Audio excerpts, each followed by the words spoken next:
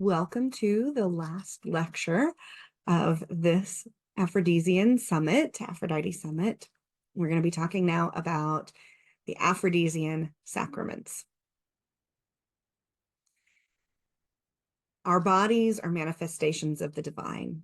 Our sexuality is a microcosm of the primal forces that sustain the universe.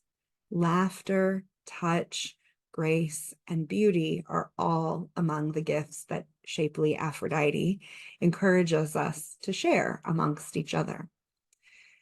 In this session, we're going to explore 3 of her gifts together, and we will explore ways that we might further engage in these sacraments with ourselves and with others.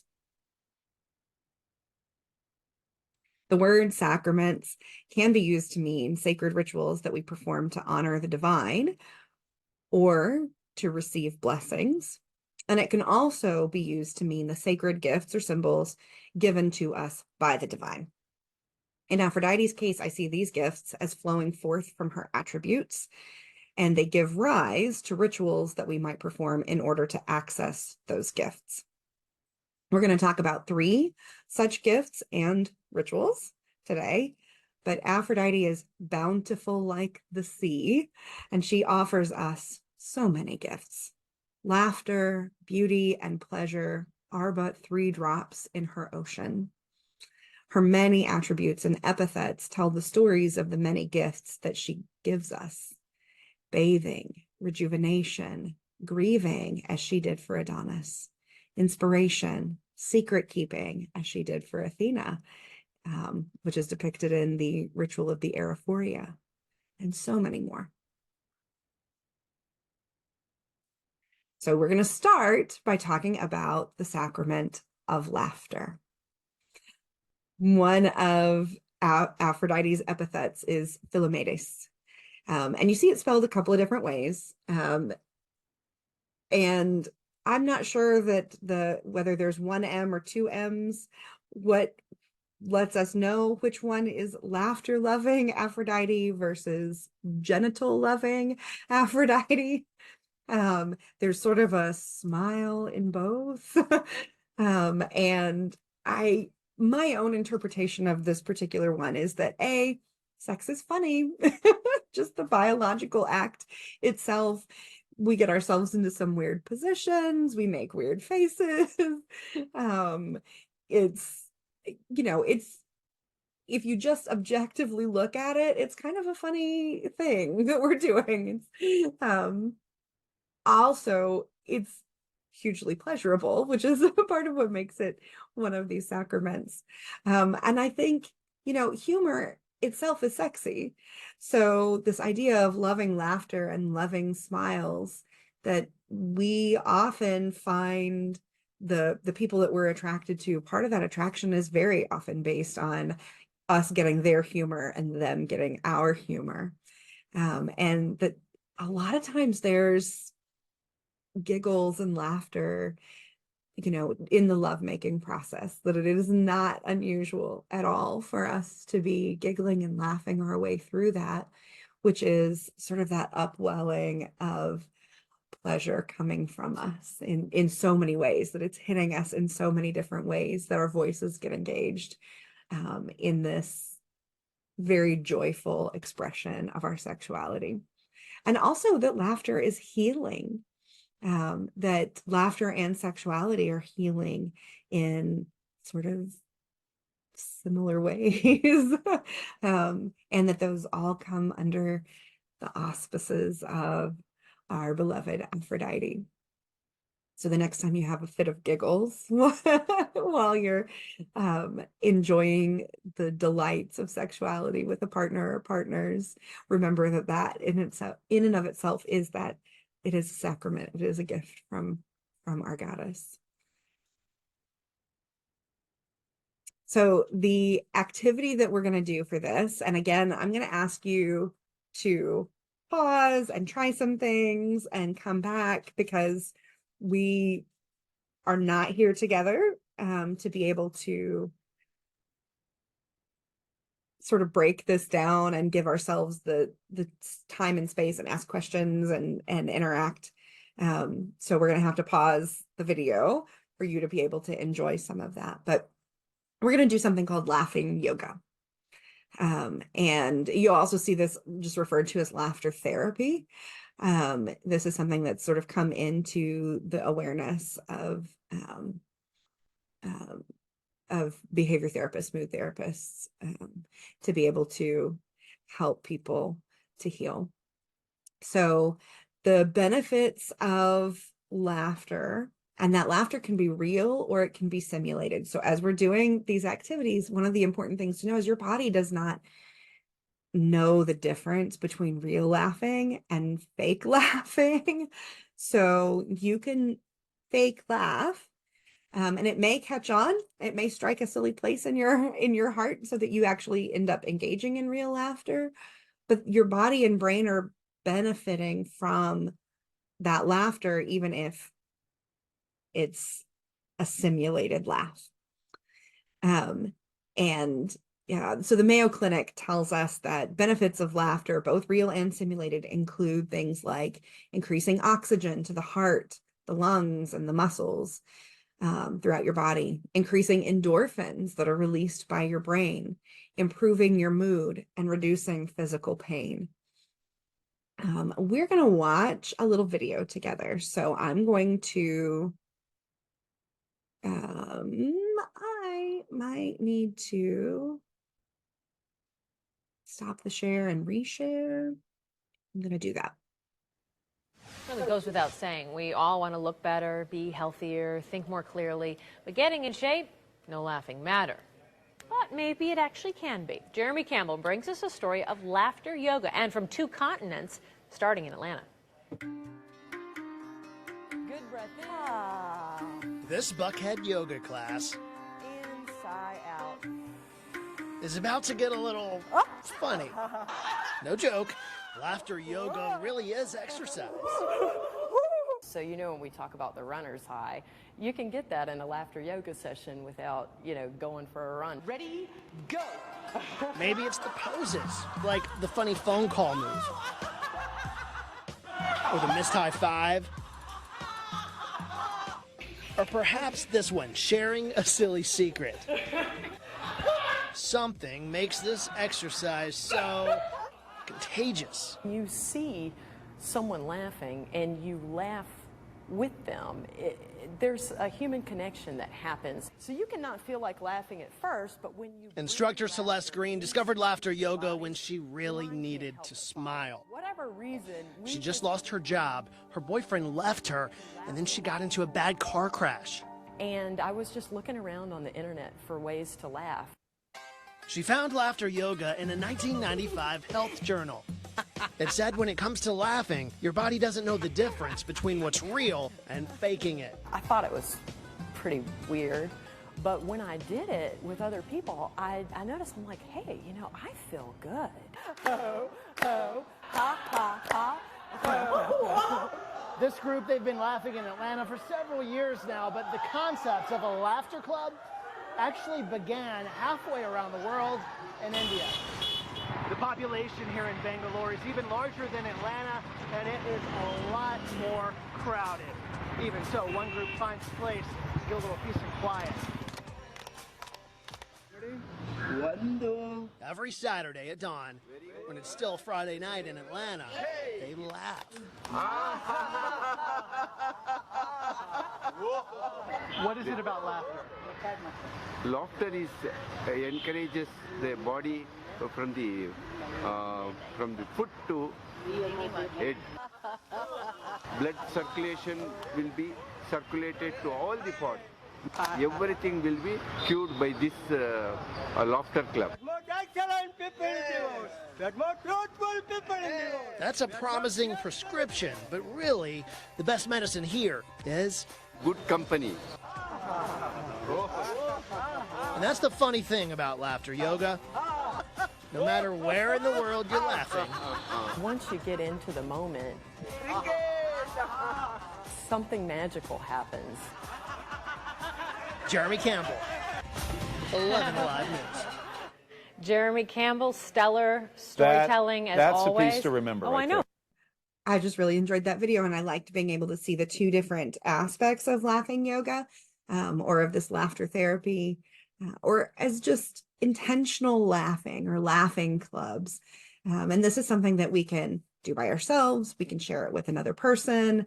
There are a few things that I've learned in approaching laughing yoga, or laughter therapy, that this rhythmic clapping you saw in both versions, both in what was happening in Atlanta and also what was happening in Bangalore.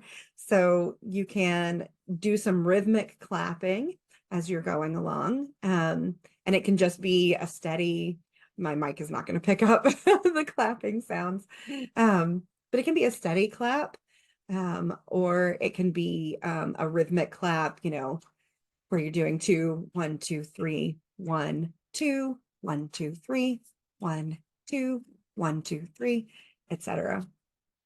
You're going to engage your breathing with this, as you do with any yoga practice, and with most exercise practices. You want to be conscious of your breathing, and keeping it sort of in time with the activity that you're doing. There are some chants or mantras that you can use. So they're typically, we saw in the version in Atlanta with Celeste Green, she was doing a ha ha ho ho ho, ha ha ho ho ho, or a ha ha he he. Ha, he, and ho tend to be the most common versions that are used, because again, your brain interprets those as laughing, so that as you're making those sounds with your body, your brain says, hey, let's kick out some endorphins, let's feel good, because of that. So you can kind of play around with those ha ha ha, he, ho ho ho sounds. There's a childlike playfulness that is involved in the entire process. There's a little bit of a suspension of silliness, not a suspension of disbelief, but a suspension of that sort of adult monitor that is always saying, this is too silly. I can't do this. People will laugh at me. The whole purpose of this is to laugh, and to laugh with others. So you want to choose companions to do this with that give you that safe space. And certainly here in this environment where you can shut your door and just be me and you trying this out, this is a safe space. But if you're going to do it with other people, do it with people that are willing to be a little silly, and to not have this adult prim and proper professional behavior all the time, that are willing to let their guard down a little bit. And then you also have things like the poses or the exercises. And again, simulating body movements where you're naturally sharing laughter with others. We saw, again, a couple of different variations on that. There was, sort of the very deliberate poses that Chelsea Green was sharing in Atlanta, where it's, the funny phone call, ha ha ha, ha ha ha ha ha, sharing that back and forth, like, you got to hear this is funny. Or the missed high five, or something else where you might feel silly and might naturally laugh at yourself or with somebody else about the situation, can stimulate and simulate that laughter for yourself. And then we also saw in the, in this series that was in India, that there was this like rising up of the laughter, or like flinging it out from the heart.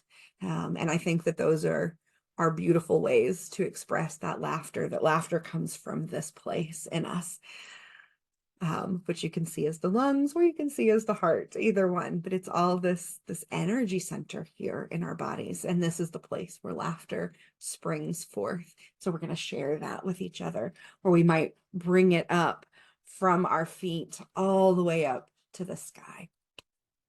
So take a couple of minutes to ha ha ho, ho, ho for yourself, even if that's the only one that you do, and to maybe play around with some of these other ones, and then rejoin me after your laughter.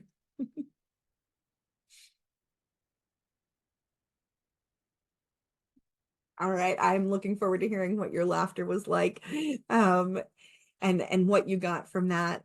When I've done this in person with folks, it's always sort of amazing how good you feel afterwards. So embracing that laughter as a sacrament, as a blessing from Aphrodite, and as a joy that she's given us. We're going to move on to the second one, which is beauty. So her epithets and the company she keeps point to a deep and enduring sense of beauty. And we're not talking about beauty just in the short-lived or superficial sense of a physically beautiful face or physique, but also those sort of qualities of inner beauty that we find inspiring and full of grace, as well as natural and cultivated types of beauty that can be found both in the world around us and in humanity. So her epithets that speak to beauty are morpho, shapely, kalipikos, beautiful buttocks. I love this epithet. I love that one of Aphrodite's epithets is she of the nice ass. Because it tells us that, even anciently, that's been a feature of a human physique that we like. So I just love that one. Chrysaea, which means golden, and you see Chryseis or golden Aphrodite quite a lot as one of those epithets. And gold is something that in most cultures around the world in most time periods, because gold is so precious and rare, and because it doesn't rust, it doesn't tarnish, you don't have to do anything to gold, it just stays perfect forever. That gold is very much associated with love goddesses like Aphrodite, and it is very much associated with beauty around the world. And then you have the word dia, meaning divine or shining, that there's this radiance that's associated with deities that we see there in the word dia. Eustephanos, meaning richly crowned. Eu means good or lovely, beautiful, pure, like it has sweet, the word Euphrates means sweet water. So we've got this Eustephanos, and Stephanos meaning crown.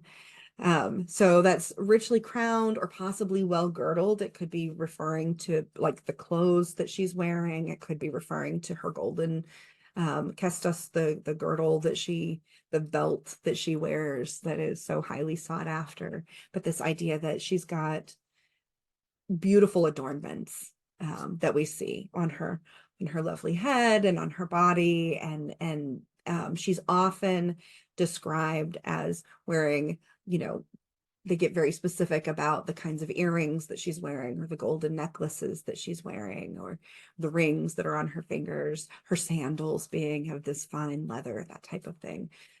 So those adornments are part of that beauty aspect. And we also see Ambologera, the postponer of old age. Gera meaning old or elderly. And Ambolo meaning, to stop or to postpone, to delay. So I love this one too, and I'd love to talk more about it because Aphrodite is very often, and we're going to talk about, you can see this in the next point, that Aphrodite is often attended by other deities of beauty like Hebe, the Hore, and the Graces, and the Muses, and various nymphs, and the Erotes, and they're all usually depicted as being young. They've got this not just a timelessness to them, but a youth to them. Hebe is specifically the goddess of youth. And I love that in the word Ambologera, that it's not saying youth, that there's sort of an age at which your beauty diminishes, but that the things that make a person seem old and feel old and tired, Aphrodite helps to delay those in a person, that she helps to bring a youthful quality into people's lives, even when that's not what their bodies are necessarily doing. And it's interesting. I would love to hear your feedback on this, because one of the things that I've actually found is that a lot of people who work with sex magic, sacred sexuality, and with the love goddesses in particular do tend to have a youthful quality that belies their years, right? That it's not, their age does not seem to show in quite the same way that it might for others. I think that's worth talking about. And then, yes, that she is attended by these deities of youth and beauty. So the hours, or the hore, the hours, or the seasons, and the graces and the muses and the nymphs and the erotes, which includes her son Eros, and also Himeros, and several other eroses, or versions of sort of sexual desire and attraction and romance. And they're described as being these youthful and engaging, charming young men who are, at least one or two of them are her sons for sure. And the others are often either adopted by her or they are her children directly. So let's think a little bit more about what is beauty, because I feel like beauty can be a little bit tricky to define. And it's a topic that's often treated as superficial and vapid, which unfortunately means that many people shy away from discussing it in our contemporary world as something that's important in our lives. They don't talk about beauty being important in our lives, and yet we're always seeking it out. So let me suggest that as Aphrodisian people, as Aphrodite's people, we would do well to grapple with discovering what beauty is, what it means to us, and how it enriches our lives, and how we might personally engage with beauty. So to that end, I want to offer you a few definitions that might start you down the path of reflection. So the Oxford Language Dictionary, and this is combined and paraphrased because there's a few different definitions, but it's basically saying that beauty is a combination of qualities that pleases the aesthetic, intellectual, and or moral senses, which means that beauty is not just something that pleases us, aesthetically. There are a lot of hidden layers of what we might find beautiful. That something might not actually please us aesthetically, and that we still find it beautiful. And that gives us that sort of pleasure. From Psychology Today, and I've included the link here so you can follow it for yourself, but there was an article, one of many articles that I found while researching this topic about beauty. And the author says, I consider beauty here in this broader sense, referring to those relationships, projects, and aesthetic experiences which pulls our attention out from our inner constricted selves and towards states of admiration and awe, stirring our creativity and imaginations and moving us toward acts of kindness and gratitude. And I love that as a definition of beauty, because it builds that connection, pulling us out and looking outward to the world around us, or to other people, towards states of awe and admiration, and moving us towards acts of kindness and gratitude. And I think what more Aphrodisian concept is there in so many ways. And then this is probably a line that you will remember from your studies at some point. Keats, in his poem Ode on a Grecian Urn, the very last set of lines says, "Beauty is truth, truth beauty. That is all ye know on earth and all ye need to know." And I think there's a lot to unpack there. I'm not sure that beauty is all that we need to know, but I think that there is a truth in beauty, and that truth is beautiful, and that beauty can share a truth about an object or a circumstance or a person, on this sort of deep level, not just on the superficial level. So part of what I'm advocating here is engaging with beauty by creating beauty, immersing yourself in beauty, and appreciating beauty. And I'm going to give you some more of the sources here. They're on the left. The Psychology Today article that I referenced it above, and then there's these other 3 sources that I was looking at that share some of the benefits of engaging with beauty. And that there's one of those big benefits is an improved mental and physical well-being, that we have a sense of feeling good, feeling well, feeling healthy when we're engaging with beauty. That we have a decrease in pain, a decrease in depression, and that we have improved self-image, an improved sense of well-being. That beauty and engaging with beauty can help us in healing from trauma. It's one of the reasons that art therapy is so effective, because we're creating beauty. That there's a sense of connection and awe, that we have hope and inspiration that emerge from viewing beauty, whether that's art or the natural world, taking in a dance, engaging in a dance, however beauty is sort of manifesting for you, that we have a sense of being connected, and have this hope and this inspiration, that's how I'm interpreting awe, but also just sort of standing in the face of something greater than ourselves in that moment, and not feeling diminished by it, but enlarged by it. And there's integration, a sense of wholeness, of being having present moment awareness and attunement and emotional sensing between other people and objects, that we feel ourselves to be part of a larger whole, and that we feel whole as ourselves when engaging with beauty. And beauty isn't just an aesthetic visual experience, as I've already noted. It's an experience of grace, of charis, of reciprocity. We feel connection, we feel generosity of spirit, and we feel positivity when we acknowledge and affirm the beauty of others on whatever level that we're experiencing it. And this is just as powerful on both sides of the equation. The giver of compliments feels good, and the receiver of compliments feels even better than the giver thinks that they might feel just from hearing a little compliment. So this is one of the ways that we can interact with beauty, is giving compliments when we see or experience something that we find beautiful. And this, there are a couple of other articles here too.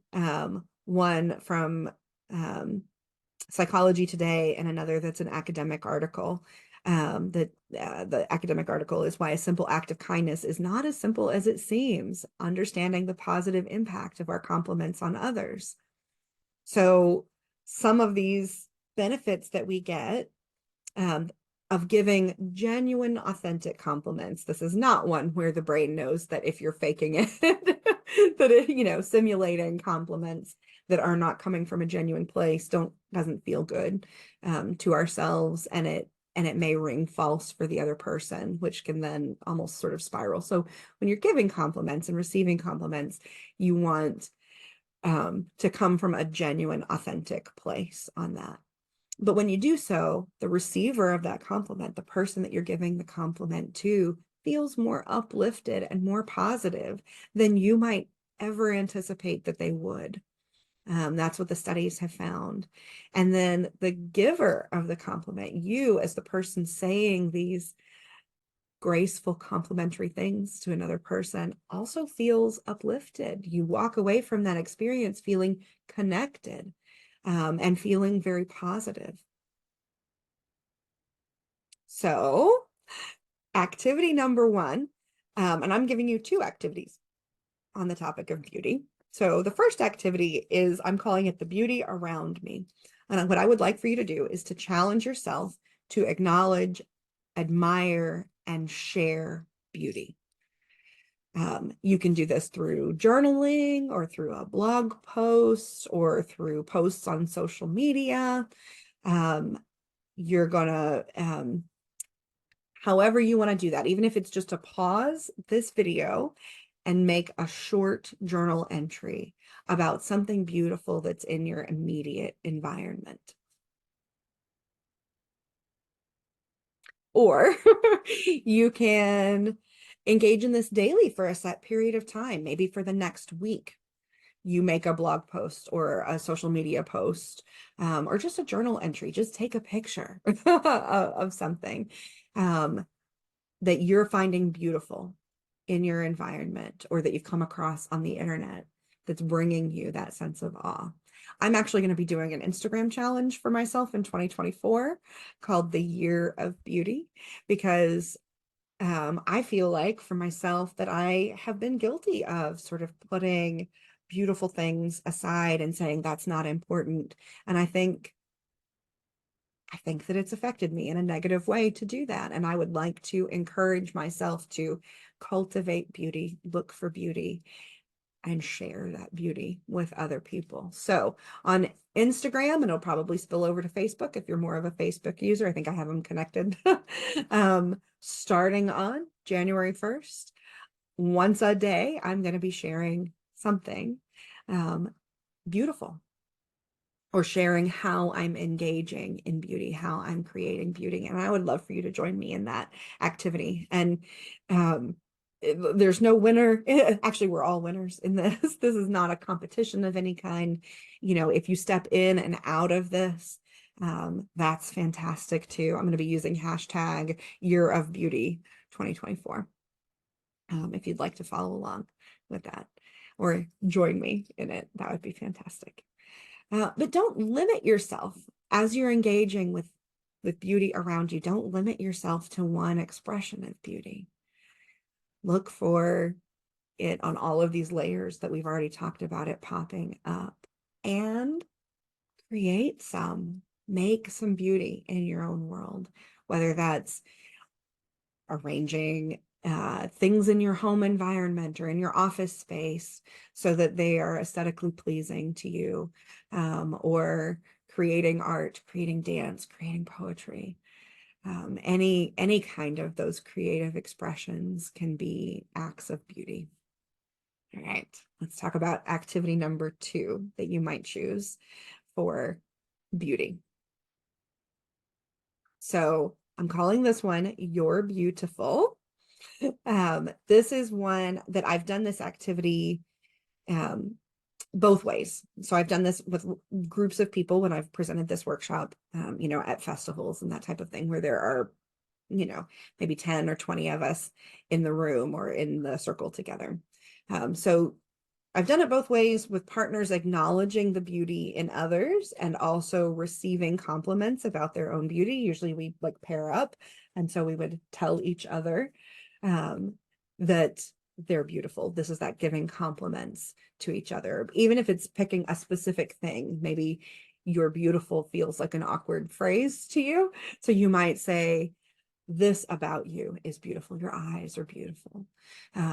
Your touch is beautiful. Your hug is beautiful. All of those kinds of things work. And I've also done it as an individual exercise using a mirror.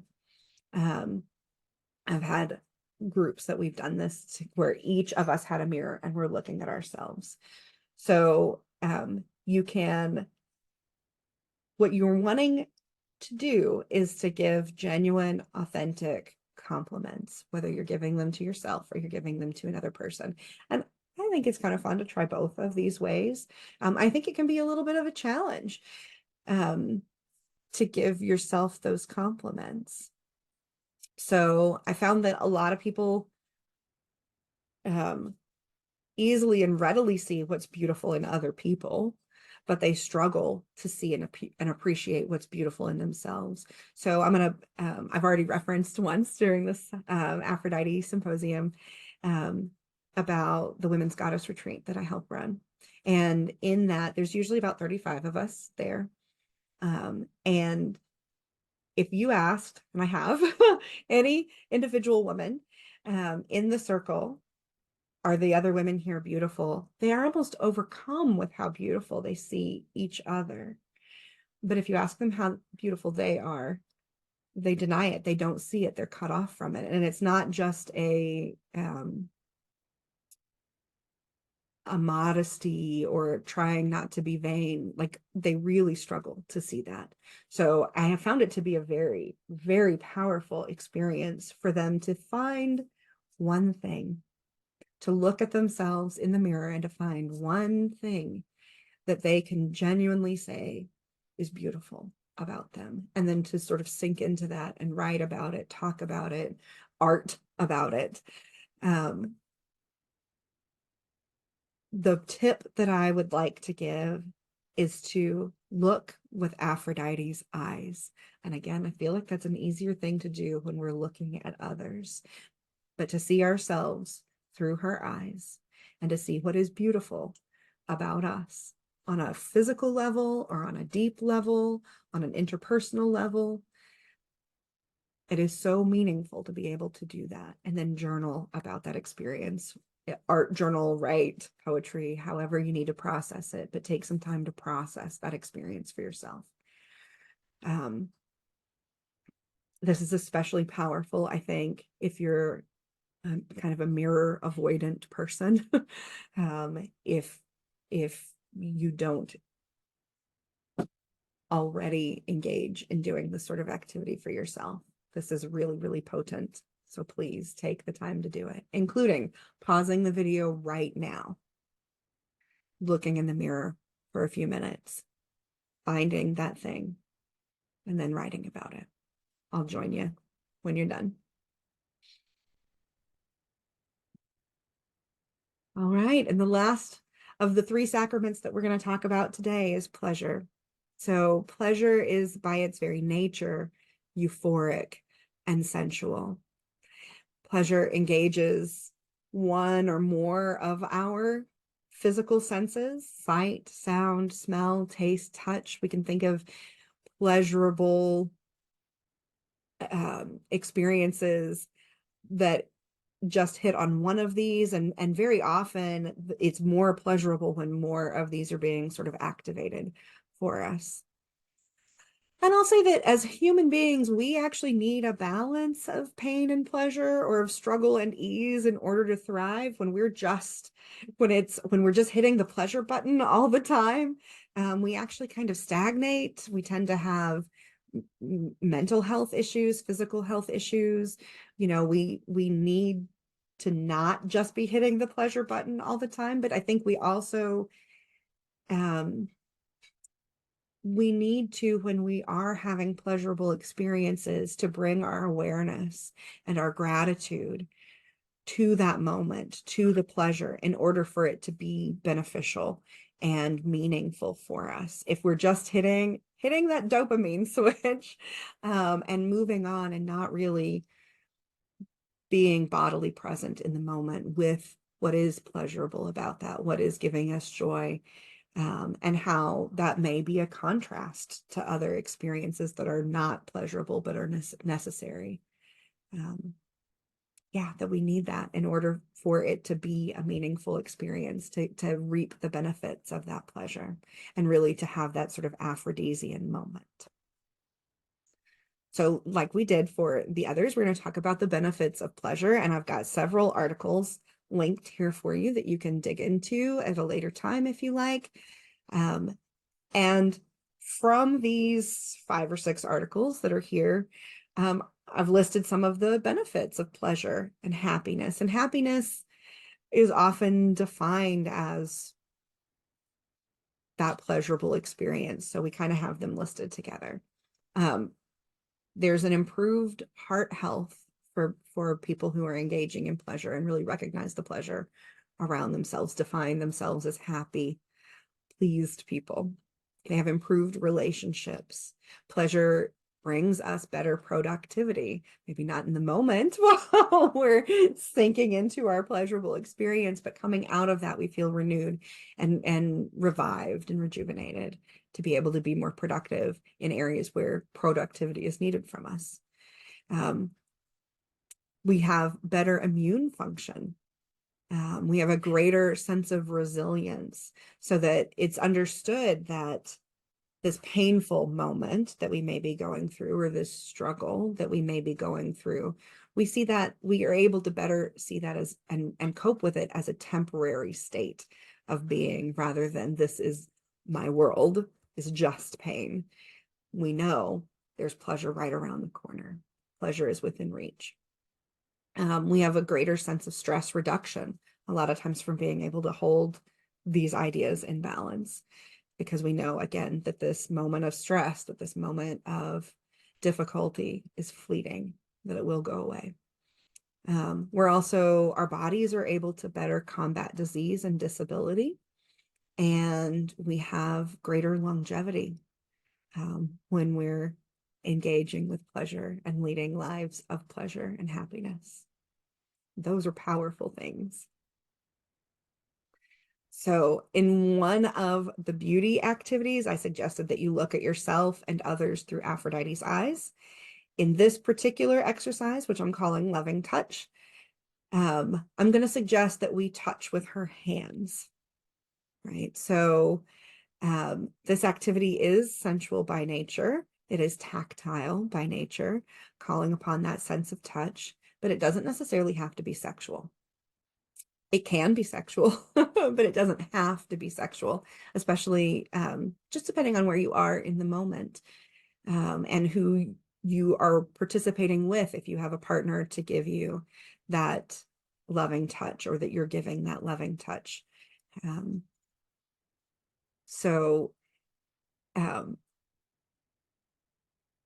I'm never ever trying to dissuade anyone away from consenting sexual contact, but I want to be clear that sexual forms of touch are far from the only way to experience the sensual, tactile delights of Aphrodite.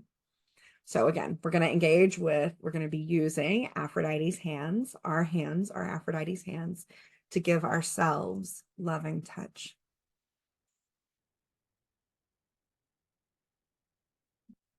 And I want you to experiment with the location on the body where that touch is being received, the texture or the pressure that you're applying with that touch. And I want you to take time to receive touch from yourself, from Aphrodite, from your partner, if you're graced with one for this activity. And I apologize if you can hear my bunny drinking water. She's in the room with me, and that click, click, click is her getting a little drink. And if I waited for her to be done, we'd be sitting here for 5 minutes. So some ideas that you might play with as you pause the video are things like stroking your hair, or finger combing your hair, running your fingers through your hair, or even maybe tugging at your hair. You might like a little bit of a pull. Might feel nice to you. You might play with that and see how you feel about that. You can caress your face. I know that this is one of those touches that I love to give to my children. I pet them. And it can feel really good and really comforting to receive that kind of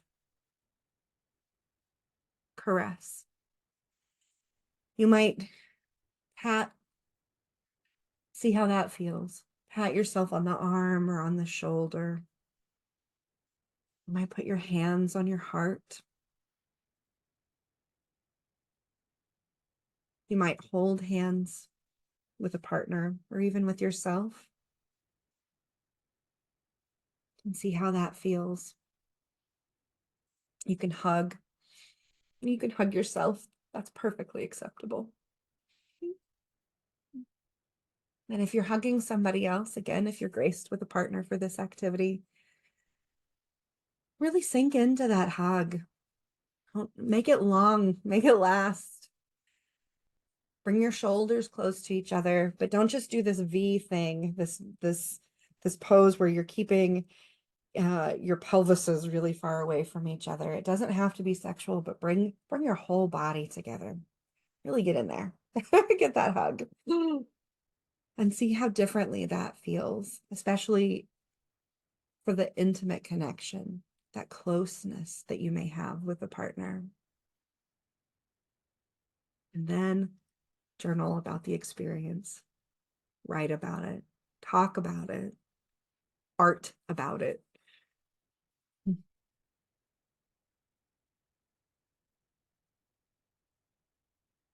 The last thing that I'd like to talk about with these sacraments is awareness and gratitude. I've mentioned it already.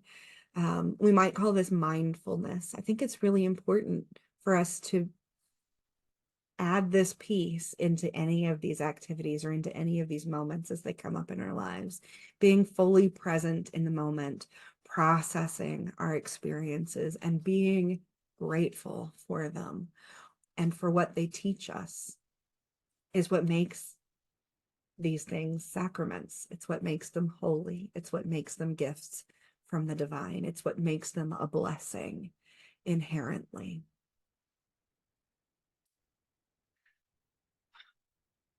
So thank you for joining me in this exploration, and thank you for engaging with these sacraments. I'll see you in the last video. And I hope to hear your thoughts on these sacraments in the Discord channel. All right. Thank you, beloveds.